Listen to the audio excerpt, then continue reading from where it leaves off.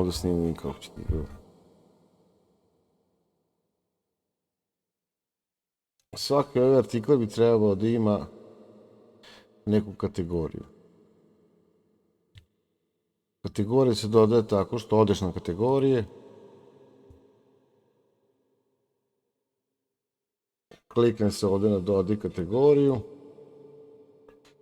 Ovo kategorija nije baš sjajan prevod, to znači da kategorija nema ništa iznad, da nema ni jednog roditelja, da je osnovna kategorija, možda bi bio bolji prevod. Šifru možda izmisliš, recimo da su to neke cevi,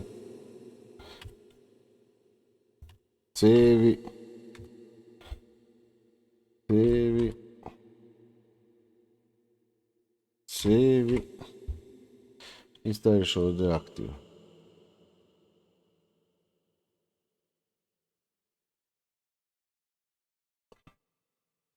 Ja, to je kategorija. Kada ideš u artikle, ideš izmeni artikl i uredi i ovdje izabereš svoju kategoriju. I to je to.